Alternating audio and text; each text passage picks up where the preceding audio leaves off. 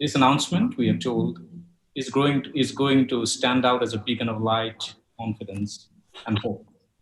This session is beamed across India and London, and we have the honor of having some very distinguished personalities joining us today here in India and the United Kingdom, including India's Honorable Minister for Tourism and Parliamentary Affairs, Prahlad Singh Patel, who will be joining us very shortly, Srimati Meenakshi Sharma, Director General of Tourism, Government of India, Mr. Alan Gamble, Her Majesty's Trade Commissioner of South Asia, and British Deputy High Commissioner for Western India, Sri Virendra Sharma, Chair of the All Party Group of United Kingdom India Relations, Ms. Tricia Warwick, MCIM Director Asia Pacific, Middle East, Africa for Visit Britain, and Sally Balcom, Chief Executive, Visit Britain. And of course, Ajay Singh, Chairman and Managing Director, SpiceJet Limited. Without much ado, may I welcome Ajay Singh, Chairman and Managing Director, SpiceJet, to tell us all about it, after which we shall have a short conversation with him on what it is all about and the plans ahead and how the new normal looks like. Ajay, over to you. The floor is yours. Thank you so much, and thank you all of you for attending this. As you know, aviation and tourism have been amongst the most impacted sectors during this whole COVID crisis. And from our perspective, what we are announcing today is, as Gaurav said, something of a beacon of light in these troubled times. I think it's extremely significant that in the crazy time, SpiceJet should choose as its first long-haul destination the city of London and the country of United Kingdom. This is from our perspective a validation of the friendship between our two great nations, and the fact that when Indians think of traveling overseas, whenever they do, the first city in mind is London. And let me tell you that having been there for so many vacations, I've always found that it's actually much more likely that you will meet people you know in Covent Garden or in Leicester Square or in Piccadilly or on Oxford Street and Bond Street than you are to find them in Connaught Place in New Delhi or Nariman Point in Mumbai. So if at all you travel in the summer and you actually go to London, you just meet so many more friends there than you ever do in your own country. So I think it's a place where London is a place that we all love, and we those who can afford to be there do go there for vacations, and those who can't aspire to be there. So we are extremely hopeful that the flights that we are announcing today to London, starting on the 4th of December, helps build this relationship between the two countries. Prime Minister Modi has spoken often of a living bridge between India and the United Kingdom. And from SpiceJet's perspective, we are attempting to play a small part in actually building that living bridge between our two countries and our two peoples. We really do aspire to be an enabler for trade and commerce between the two countries. We want to accelerate. We want to see how we can help accelerate that. We want to see how we can accelerate an exchange of ideas and an exchange of people between the UK and India. Once SpiceJet starts flying to a destination, volumes increase. We are a low-cost airline. We take many people from one place to the other.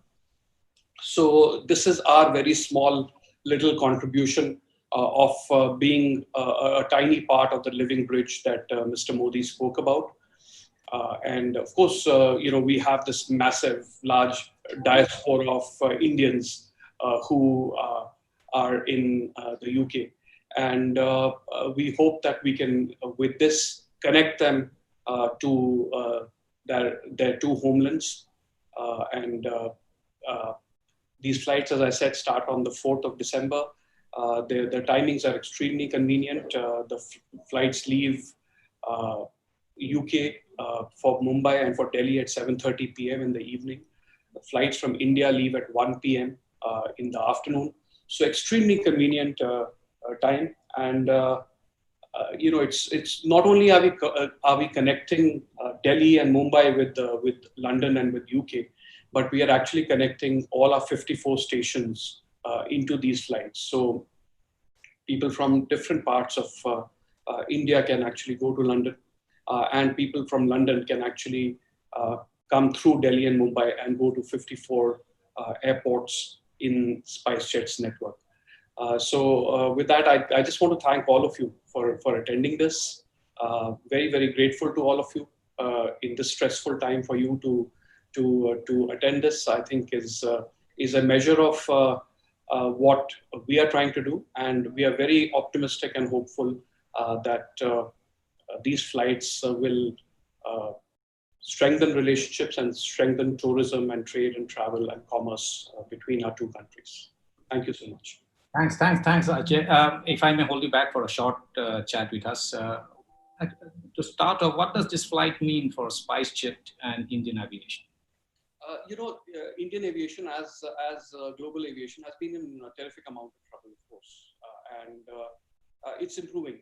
India's aviation is improving. We are currently flying about 50% of our flights that we used to. So things are certainly improving. Of course, international travel is still extremely constrained. And for SpiceJet, this is a big step because this is the first time that we are actually starting scheduled long-haul operations. We are a small, low-cost carrier. We are the number 2 carrier in our country.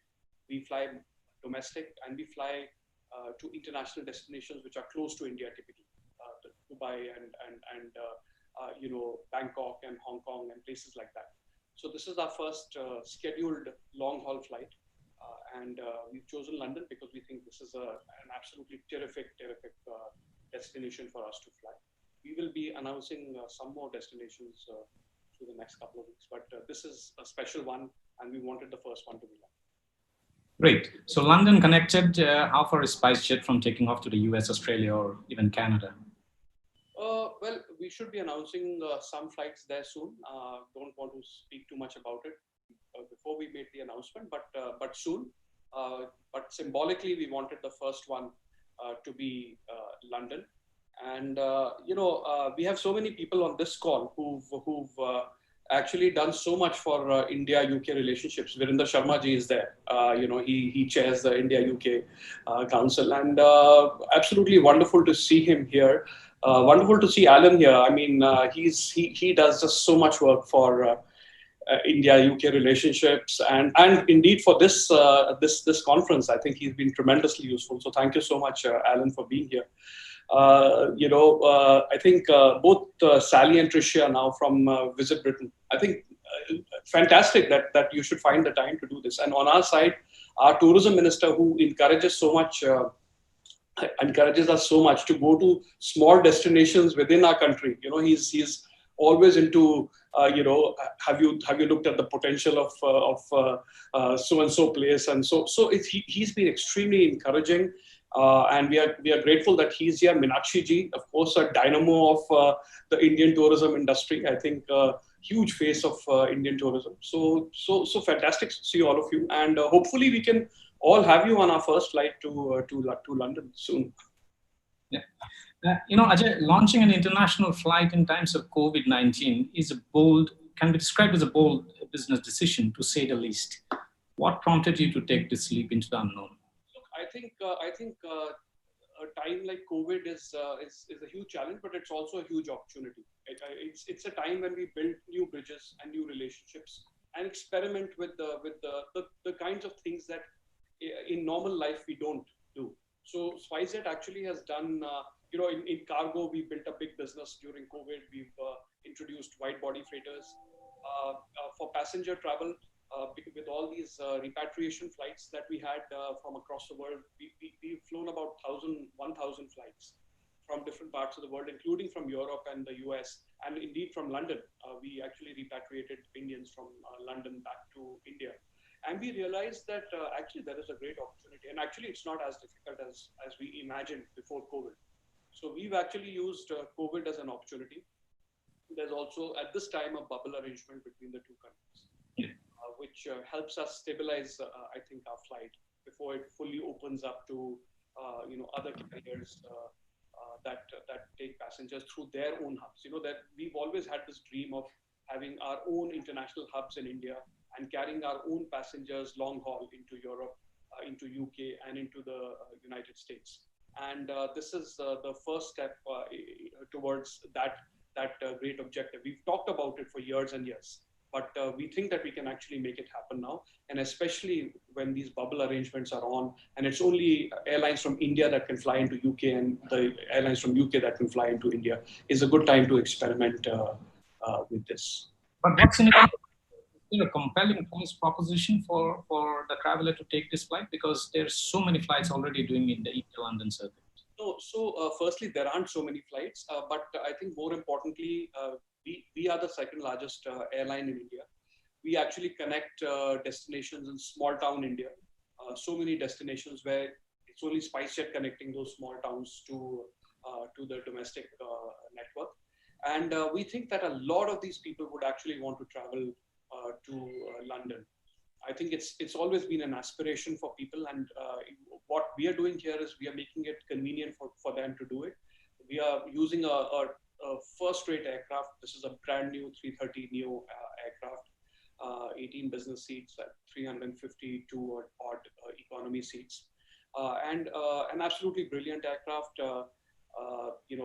People trust SpiceJet and its network here in India, and it's just, I think, going to be extremely convenient for them to fly to the UK at a reasonable fare, much as they do in our domestic network. As you know, SpiceJet has had the highest occupancy of any airline in India for the last 5 years. Every single month of the last 5 years, we've had the highest occupancy. We've always been above 90% occupancy. Clearly, people trust us. And we hope that this trust will be carried forward as they choose their long haul destinations. There's no question that we believe that Indians would prefer to fly with us than with several other network carriers that they've been used to flying on. And finally, Ajay, the aviation industry has gone through one of it's like a once in a generation crisis. Can we now say that the worst is behind us? And how does the path to the new normal look like? Well, it's tough to say whether the worst is really behind us. It's tough, Gaurav. We don't know when the vaccine actually is going to happen, when the vaccine is going to be distributed. We can just carry on with the job that we have at hand and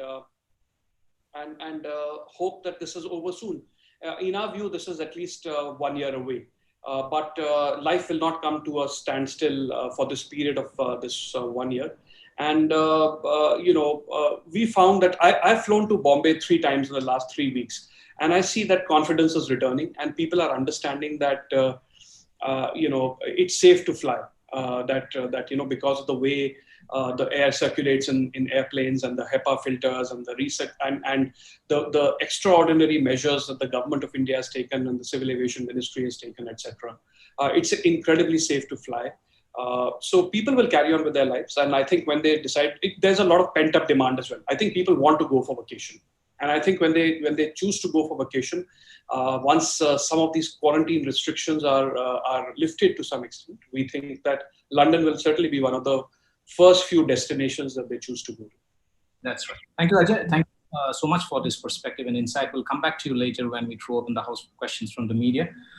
It's my honor now to invite Alan Gemmell, Her Majesty's Trade Commissioner for South Asia and British Deputy High Commissioner for Western India, to give us, if I may say so, a British perspective to this announcement.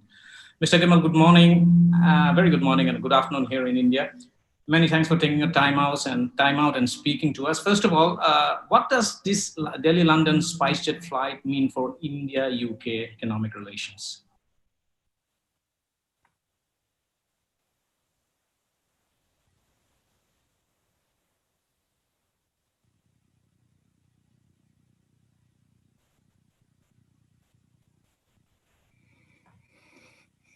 Alan, can you hear me?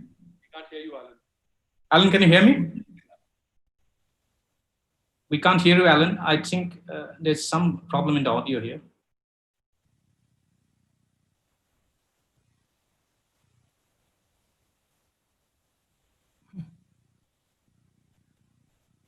We have lost Alan. Join, yeah, we'll join. Okay, we'll get Alan as soon as we can get the audio link up. But let me now invite Shri Virendra Sharma, Member of Parliament, Ealing Southall, and Chairperson of the Indo-British All-Party Parliamentary Group, to share his views on the announcement, as also on the broader aspects of India-UK trade and economic relations. Thank you, Mr. Sharma, for joining us and taking time out. First of all, how do we get around removing barriers for businesses between India and the UK in a range of sectors, from IT to pharmaceutical to health, etc.?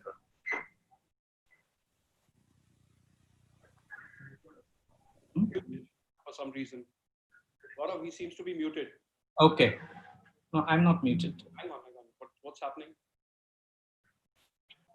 Alan? Yes, can you hear me now, Gaurav? Yeah, I can hear you. I can't see you though. I think your video is off. Let me see if I can get my, am I working there? There we are, I'm back. Thank you, Alan. Thank you, Alan. What I was saying, I'm very, very welcome, very warm welcome to this special announcement for SpiceJet. And, you know, if I may say so, we would like you to add a British perspective to this.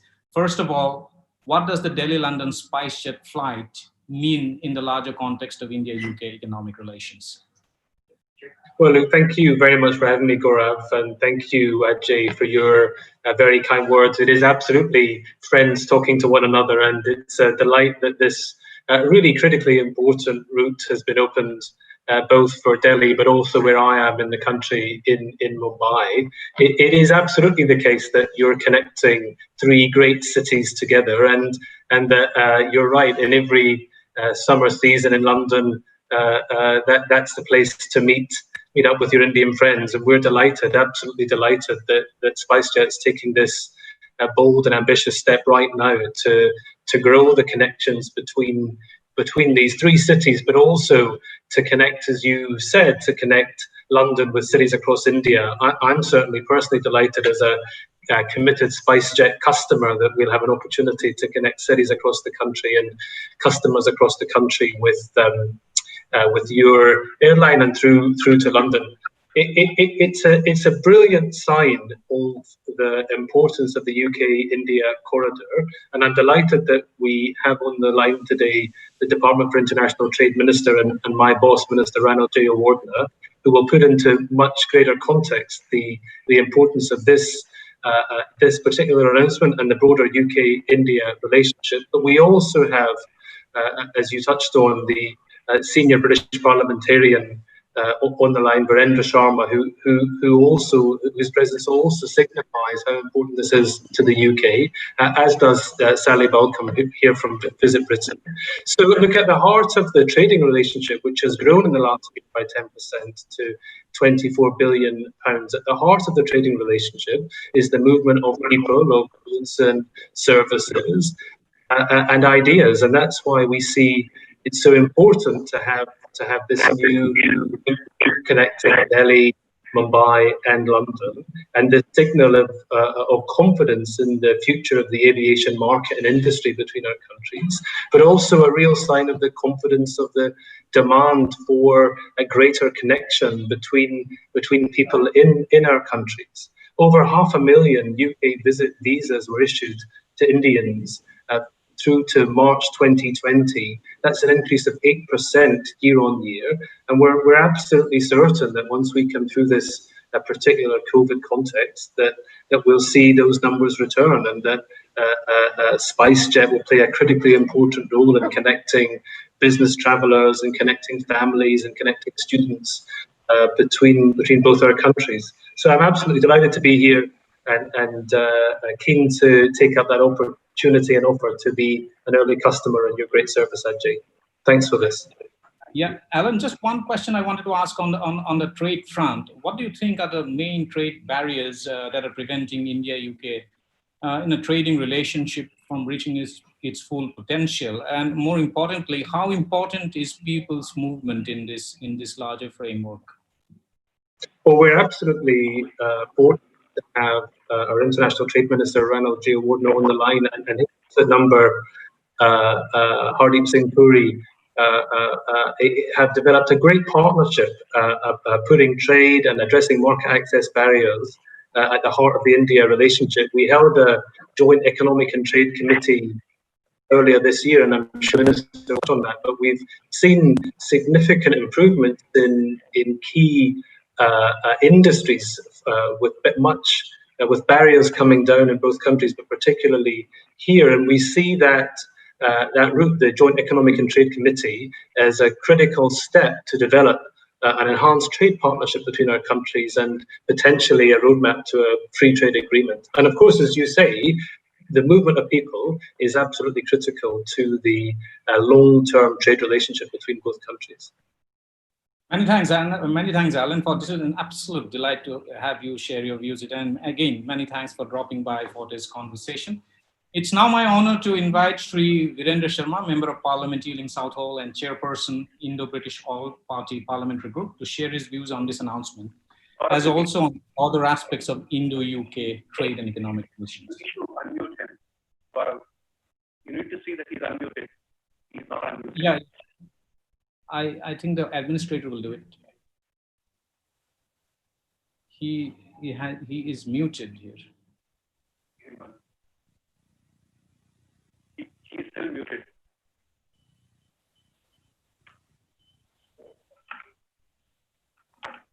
Just check. Let me also check him on. Yeah.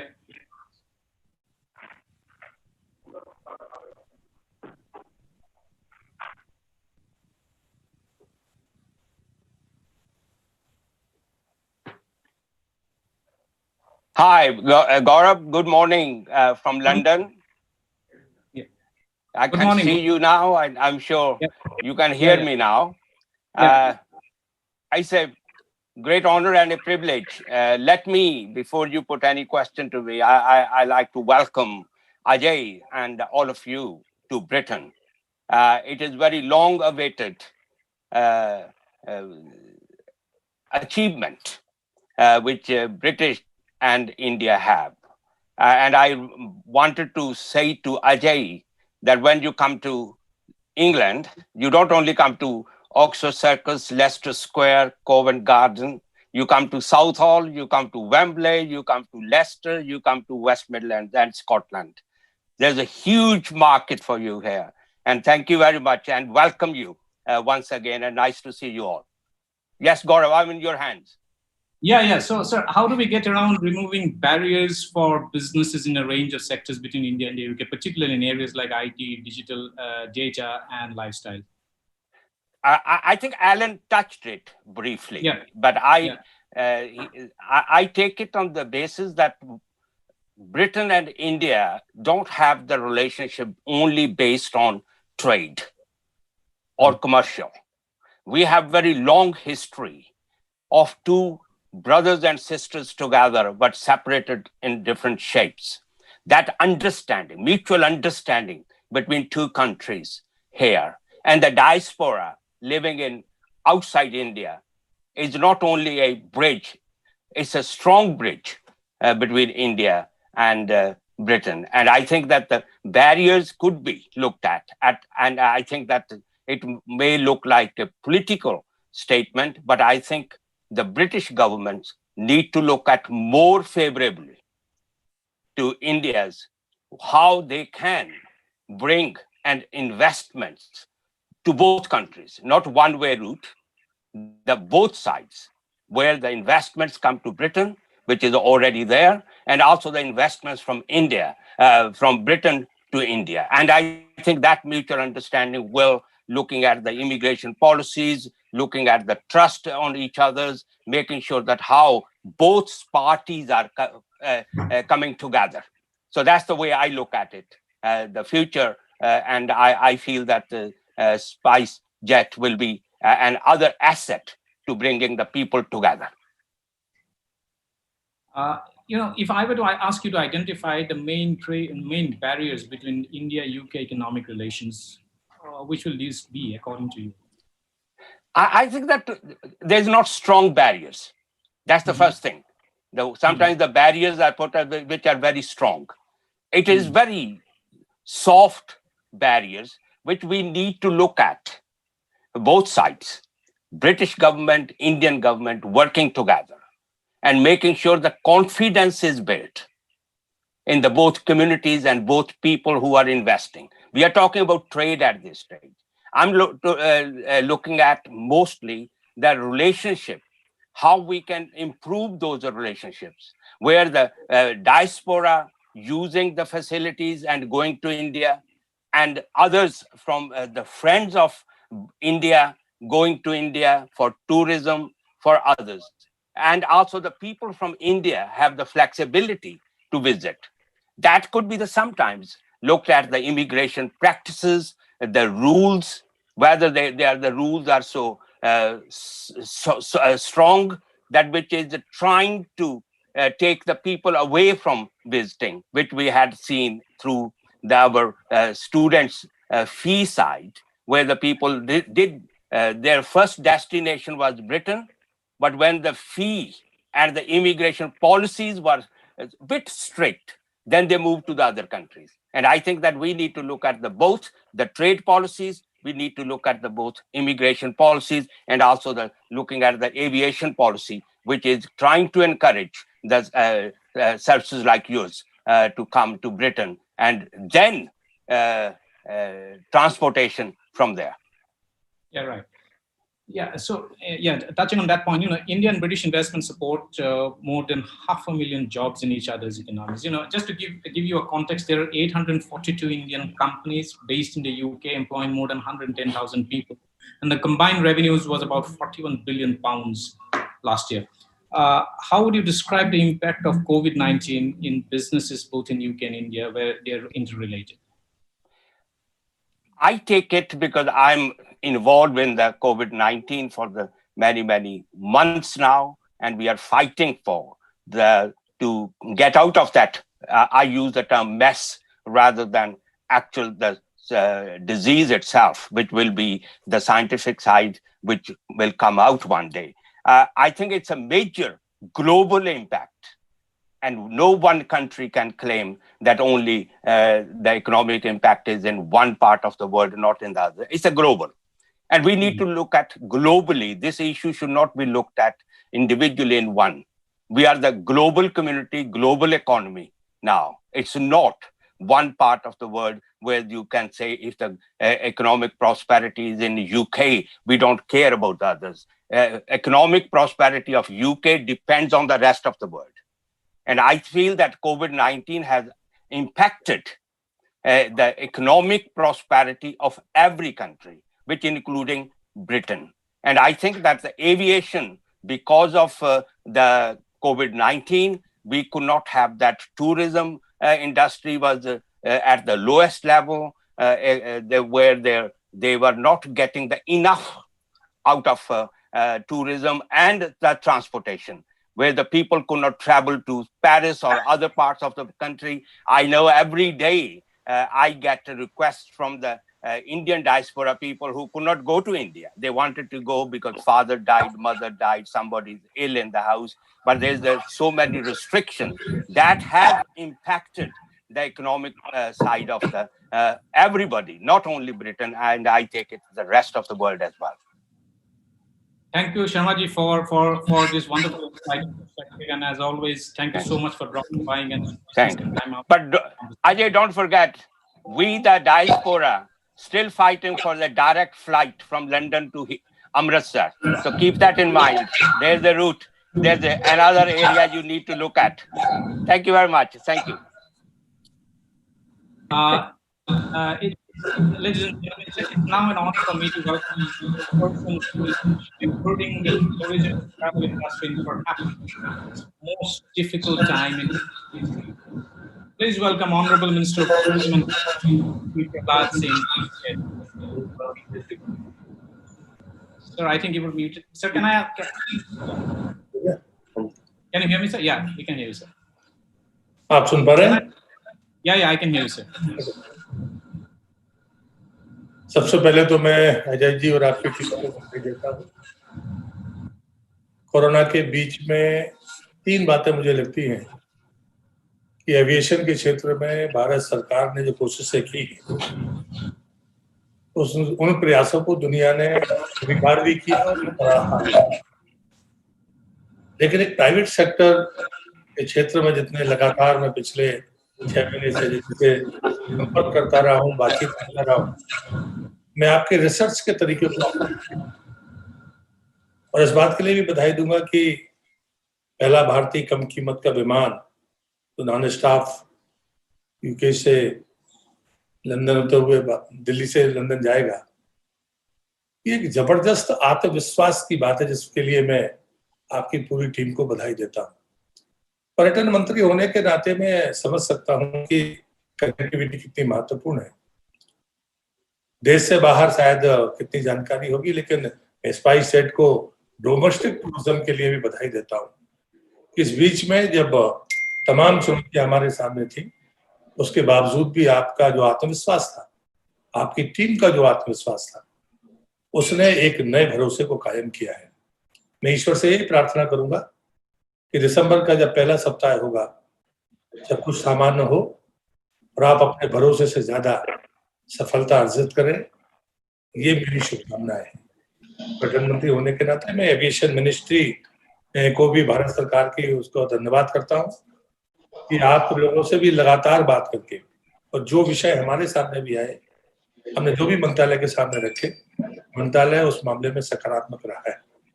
लेकिन मैं फिर कहूंगा कि आपका जो research team है उसकी अगुवा तो आप ही हैं, तो उसका मुझे लगता है कि परिणाम भारत को मिलेगा। जैसे शर्मा जी कह रहे थे कि पंजाब की किसी फ्लाइट को डायरेक्ट जोड़ने की बात कर रहे हैं, डिमांड नहीं करूंगा, लेकिन मैं जरूर कहूंगा कि हमारी जो डोमेस्टिक फ्लाइट्स हैं, जो कनेक्टिविटी है, जिन रिलेशनशिप की बात शर्मा जी कह रहे थे, स्वाभाविक है कि ऐतिहासिक पृष्ठभूमि होती है जिसके कारण से लोगों का आना जाना और उसके साथ में पर्यटन के क्षेत्र को बढ़ने का अवसर मिलता है। भारत अपने आप में इतना बड़ा गुलदस्ता है, ये एक देश के भीतर इतनी सारी चीजें एक साथ मिलती नहीं। हाँ, ये सच है कि इस दौर में जो शुरुआत करना थोड़ी कठिनाइयां हो रही हैं, लेकिन मैं इस बात के लिए फिर से स्पाइसजेट उनके ग्रुप को हृदय से बधाई देता हूँ। आपका ये प्रयास सफल हो, आशा से ज्यादा सफल हो, यही ईश्वर से प्रार्थना करता हूँ। बहुत धन्यवाद। Thank you so much, sir. Thank you so much. May I request you to stay there for some time, because there is one thing that I would like with the chairman of SpiceJet, certain small request he has made. So maybe for so if you can request, I would be grateful. May I now request Patricia Warwick, who can direct the Asia Pacific, Middle East Africa, for getting into the mics. Patricia, how are you doing? Good morning, good afternoon, everybody. I first of all want to say thank you to everybody, to Alan and to everybody on the call for inviting us to join this momentous announcement today. I have to say, when I first heard about it, my first reaction was excitement. I'm normally based in Dubai, but I'm here at the moment working, but headed home in the next week or so. And when this news came through, I must admit, very excited. And Mr. Singh, you know, London's my hometown and Britain's my country. So this is great news for us. Thank you. Look, I thought the best thing I could do before I hand over to our chief executive and my boss, Sally, is to just explain a little bit about who we are. Visit Britain is the international tourism agency for Britain. And we report through the Department of Digital Culture, Media and Sport in the British government. And so we're very well connected into government, which is great for us. And we are a team who are dedicated to promoting tourism and travel to Britain from all over the world. But my patch is India. And so, we have, we're co-located with the High Commission in both Mumbai and Delhi, which of course is great for working relations and keeping abreast of everything that's going on in the market. And we spend a lot of time, our role really is collecting and connecting people across the travel industry, the aviation business, the tour operators, the press, particularly the travel press, making sure that we are promoting Britain in the best ways possible. Examples like this, of course, but also we did a lot of work together on Cricket World Cup, which I think you'll all agree was a fantastic achievement for both countries. And we are excited that we always need capacity. You know, you have to have the ability to get to our country.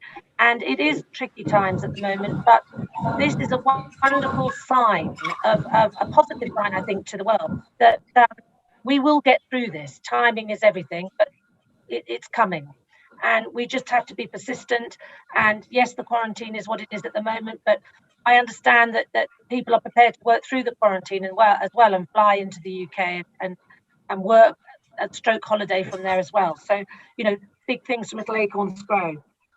I love the unbeatable combination, the living bridge. Prime Minister Modi, when he first announced that statement, I use it all the time, to be honest, because I think it really does replicate so simply the wonderful cultural heritage and history and connection between our two countries. So that's really all I wanted to say. I'm listening to what everybody else is saying, and I'm thinking, wow, you know, we have such an opportunity ahead of us. The growth of the India market to the UK has been substantial. It's doubled since 2009. Alan mentioned the visas that were issued pre-COVID. We're nearly at 700,000 visitors a year. So onward and upward. Thank you. Thank you, Tricia. Thank you, Tricia, for those insights and perspective. We are absolutely delighted to have Ranil Jayawardena, Minister of International Trade, join us now. Thank you so much, sir, for making time out and dropping by to have a conversation with us. First of all, what does this London SpiceJet flight mean for India-UK economic relations?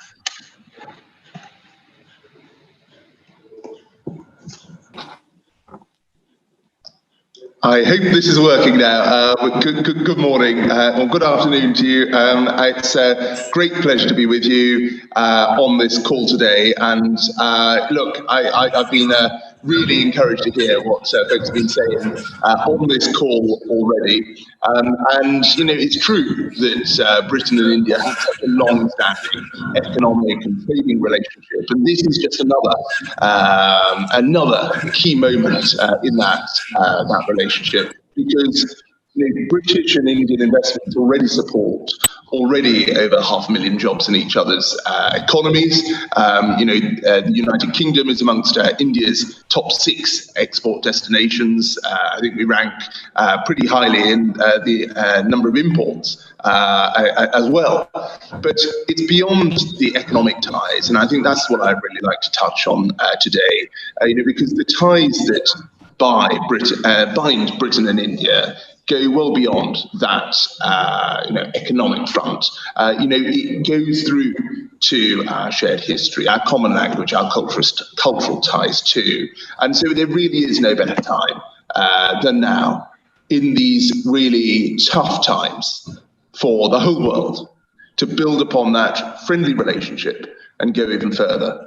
And restarting travel will drive further economic growth, further friendship, and all sorts of new opportunities between our two nations, which is why I'm delighted that SpiceJet is launching these flights between two of India's biggest cities and London.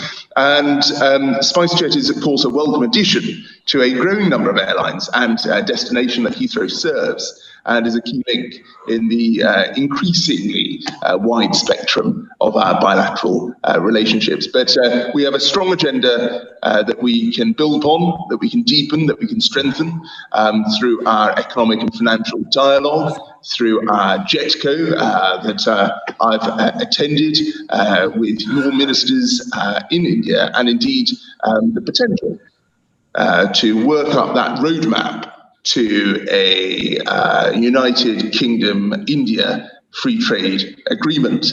And, I just want to say that Britain is absolutely committed to pushing forward the cooperation between Britain and India, to work closely with the government of India, regulators and businesses, to unlock that increased prosperity for our peoples, because of course that's what it's actually about, and supporting an increase in trade and investment to do that. Global Britain is open for business, greater international connectivity, and supporting the recovery after this pandemic through increased trade. And thanks a lot for inviting me along to hear from you and hear the different opinions on this call today. Yeah, so I just wanted to ask one question too, actually. How far are we from the India-UK free trade? I think I lost this already. Can you hear me, sir? Yeah, I can, sorry. Could you just repeat that question? Yeah, the question is, how far are we from the much-awaited India-UK free trade agreement? The question is a very good one. The answer is more complicated. What we need to be able to see is material progress on lifting some of the market access barriers that are faced by businesses in both countries. We need to demonstrate that there is the potential to do even more in the future. And if we can get that progress made in the next few months, I believe we can devise that roadmap to an FTA very, very soon. But I can't put a date on it because it does depend on when progress is made on a number of different areas. I mean, I'll give you an example. We have a lot of agriculture in both countries, and there are some barriers that affect producers in both countries. So can we make progress on that? Those are the sorts of things that we need to see before we can come up with a roadmap. But are we also looking at easier visa regime between India, for movement of professionals? Oh, you are wise to raise this point because we have just leveled the playing field. People rightly said in India, why is it that someone from somewhere in the European Union can come in, no questions asked, but someone from India cannot? So now Priti Patel, our Home Secretary, has set out a level playing field in our immigration policy that will be the same for all of our friends around the world, including India. And that's an initiative that we've done unilaterally because we believe it's the right thing to do. And we hope that it will set out and it demonstrates our willing, which I know will be met by the government of India also. Thank you so much, sir. Thank you so much for taking time out and dropping by for this conversation. We're absolutely delighted and privileged to have you here. May I now invite Sally Balcombe, Chief Executive, Visit Britain, to give us her perspective and insight on this. All right, thank you very much for that introduction. And Ajay and the whole team at SpiceJet, thank you for inviting me and my team to join you today. And more importantly, thank you for choosing London and the UK for your first international route. We are thrilled about that. And as everybody has said on this call so far, it really demonstrates the depth of the relationship between India and the UK. And you said for you, it was a symbolic thing. It's much more than symbolic for us. It is really, really important on every level. So thank you for that. I just want to build on some of the things that Tricia has said about what our role is, but also echo what a number of people have said about the relationship and how that has been working and will work in the future. So for us, India is a really important tourism market. And remember, for us, tourism is not just leisure tourism. We're interested in education, we're interested in business travelers and business tourism, and we're interested in people who come and visit their friends and relatives. That's all tourism to us. And with across all of those different types of tourism, India is in one of our top 20 markets. It's the 16th biggest market for us in terms of visitors, and you've heard that we have just under 700,000 visitors, but even better, you're the 11th biggest in terms of what you spend. You spend £753 million worth with us. And why is that difference? Well, it's because you come and you stay a long time. You stay 2.5 times as long as the average of other visitors, and that's because of the deep relationship we have. That's because of friends, family, relationships, and the fact that people feel very comfortable, Indian visitors feel very comfortable in the UK. That 1.5 million Indian diaspora means they've always got friends to see. They've always got people to stay with. As I say, they feel very comfortable. So you stay a long time and you spend a lot of money, which of course in trade terms, we absolutely welcome and thank you for. What's a bit sad, obviously, is that pre-pandemic, we were seeing huge growth, which has obviously now slowed. The growth we were seeing, it was 16% in 2019 over 2018, and we were looking forward to continued growth. And that huge 16% growth was built on the back of 105 departures and 26,000 seats between the two countries. So that relationship is real and dynamic. And I think that, everybody's talked about the living bridge. I'd just like to use one of Prime Minister Modi's other quotes when he said, India and the UK are an unbeatable combination. I think we are, I think we were, I think we will be again, we continue to be. And what we would like to see is that growth come back. For us, as has been mentioned by a number of people, we love you coming to London, but we love you going all over Britain. In all of our data, we see that the Indians are some of the best travel visitors. They go across the whole of the UK. You love our villages, you love the countryside, you love that quintessential view of England, but you also love our culture and you love our vibrant cities. So everything works for you and you connect and use it. So we welcome that and thank you for that. But we have lost all of our business pretty much at the moment, but that's not about India and that's not about UK. That's a global situation.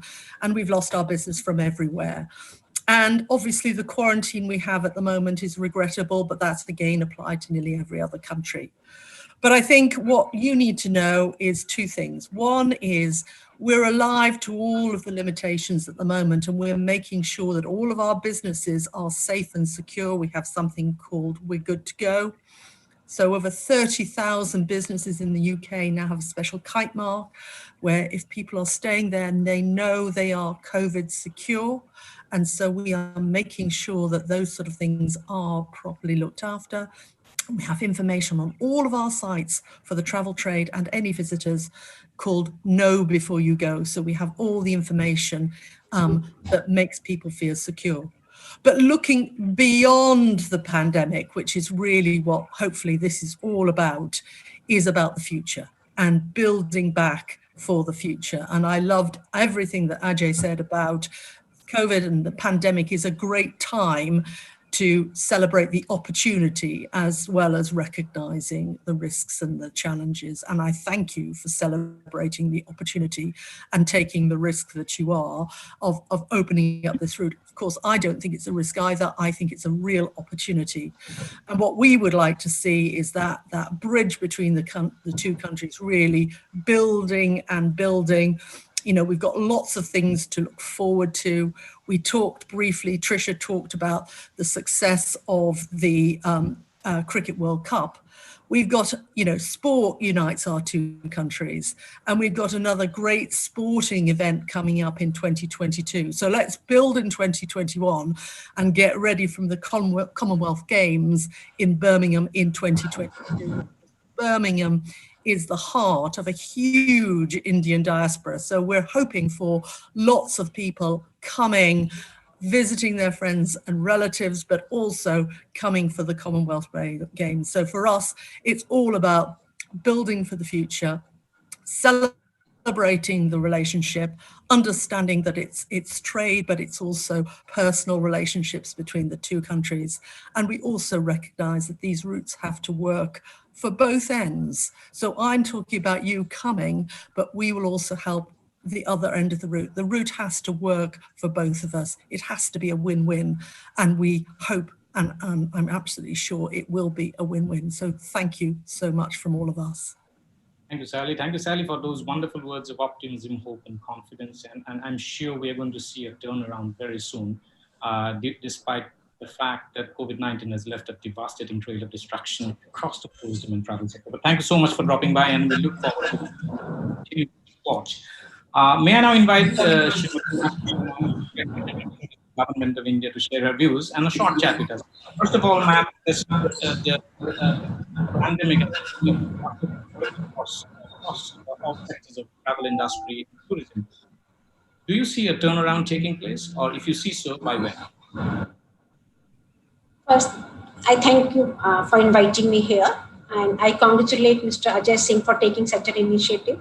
I also like to appreciate the suggestion which have come from Mr. Virendra Sharma, Mr.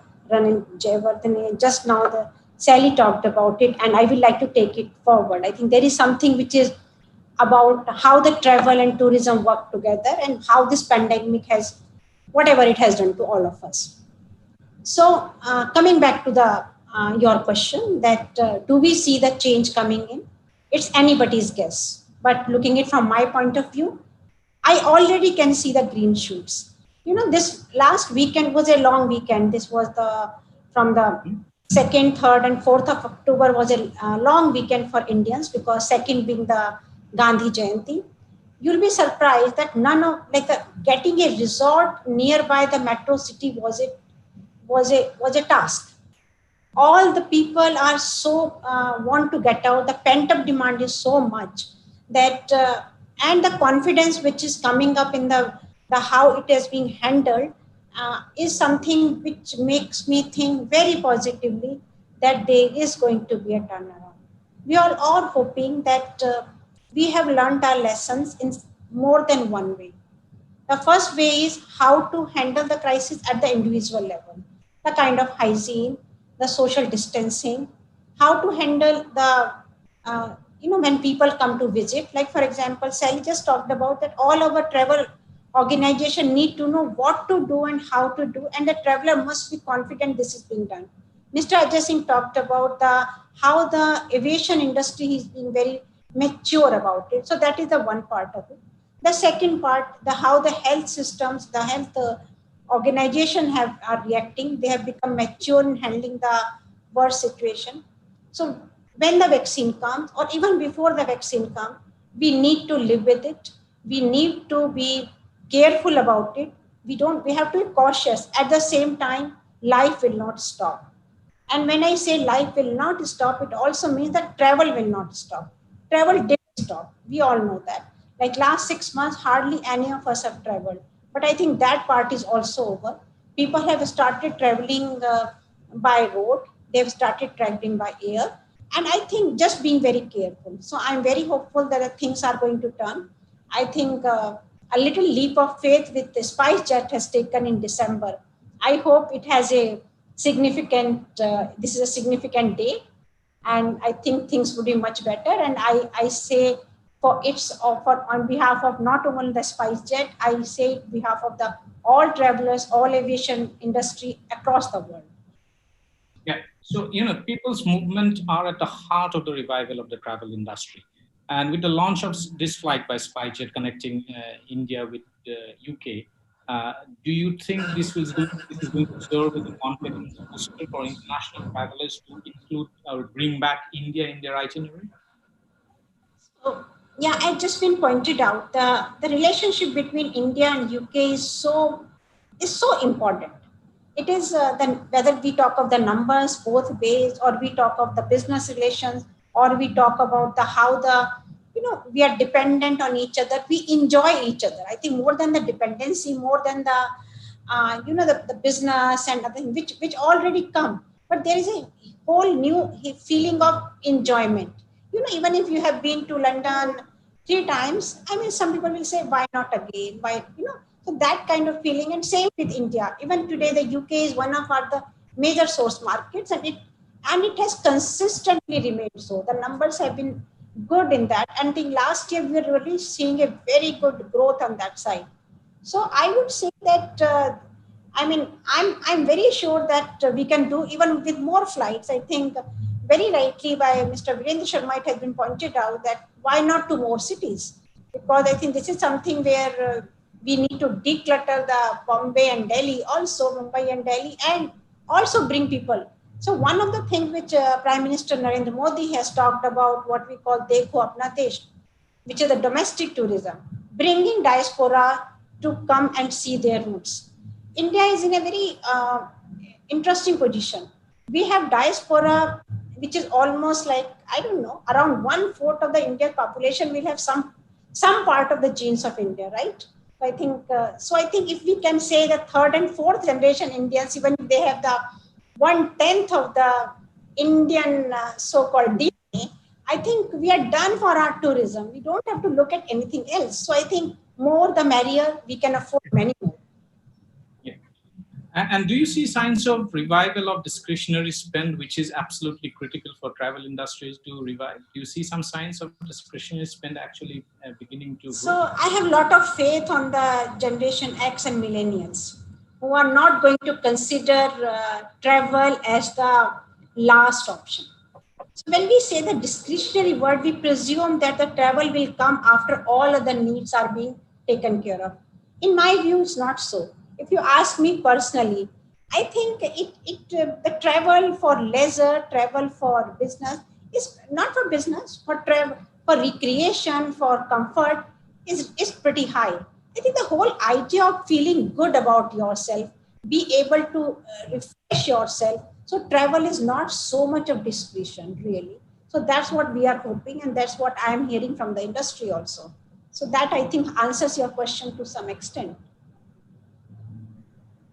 Thank you, ma'am. Thank you, Meenakshi Sharma, for sharing these insights and perspectives. It was indeed very helpful so far as, and also get to know about the ground situation about the Indian travel and tourism industry, and what does this flight mean for the confidence of the travel industry. Ajay, can I bring you back? There are a few questions that are addressed particularly for SpiceJet.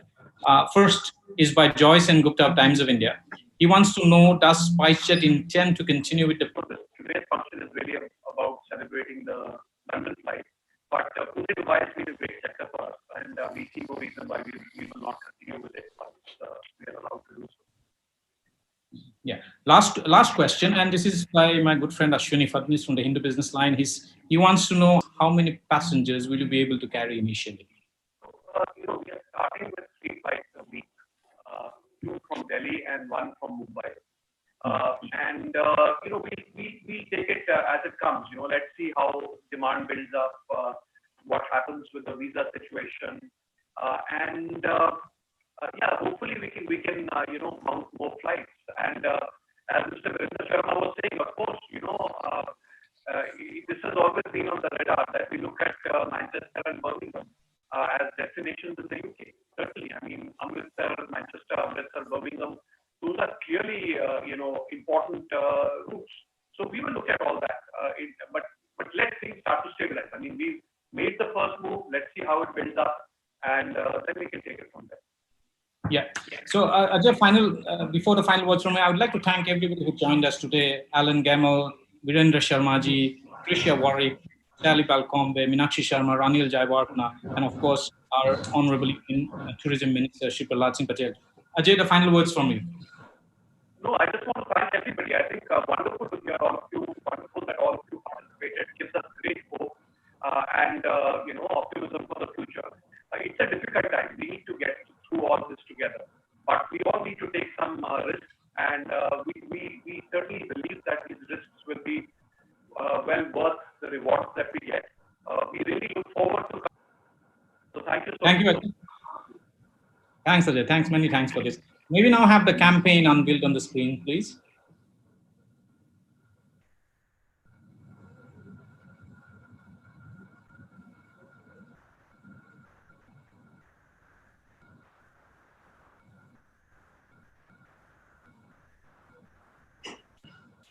There's no audio. There's no audio. Okay, now done. Thank you so much. Thank you so much, everyone, for joining us for this and taking time out from all the way from London and various places in India. And thanks to the media as well for joining us. Thank you. Thank you. Thank you very much. Thank you. All the best. All the best, everyone. Thank you. Thank you. See you in Dubai. Absolutely. Okay, Teresa. Bye. Bye-bye.